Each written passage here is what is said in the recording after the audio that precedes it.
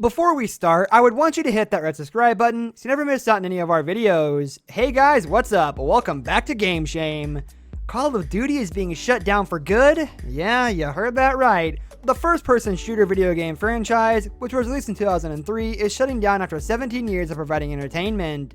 Having released over 50 games, the franchise is shutting down after a long and successful run. Fans were blessed with 2 new games in early 2020, and it seems that they will have to milk those games for all they're worth. Number 1. Allegations of violence.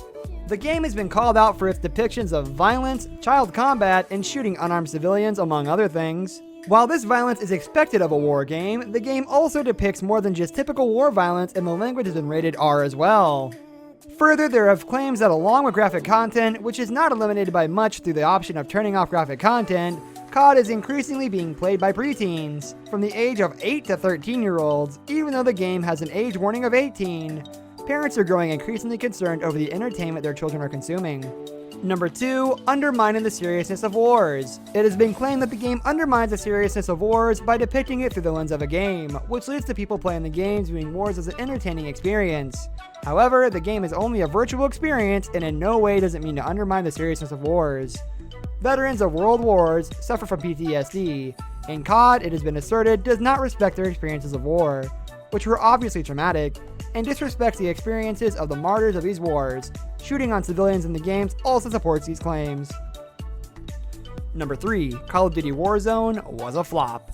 The latest game, COD released, has gleaned mostly negative reviews. People have complained that the game as well as the update took up too much space, and people had to delete all other games to play COD's one game. This has been a marketing play on part of Call of Duty to push out other games to have a more loyal fan base and dominate the market. However, players have cited bad storylines, no change in weapons, and unrealistic weapons, and in general, have reported the game as being unbalanced. This flop of Call of Duty at a time when sales should have been skyrocketing has discouraged developers. Number 4. Other Call of Duty games have been shut down in the past. In 2018, the game Call of Duty Heroes was shut down by the franchise. Before that, Call of Duty Elite was also shut down. This franchise has slowly been phasing out its games, but it has still been shocking for fans to see the franchise shut down completely. Since these older games were phased out to introduce new games, it has been disheartening to see that the new COD games have not been worthy enough to replace the older, better ones. Number 5. Growing popularity of Fortnite. Fortnite, ever since its release in 2017, has been gaining popularity and now has accumulated quite a large fan base. Call of Duty, the more graphic and violent game, has been pushed out of the market in recent times, and their recent games being flops has not been helping them regain their lost market share. Since Fortnite is appealing to a larger fan base, their age rating of 12 years old and above has been a huge factor contributing to the growing their fan base.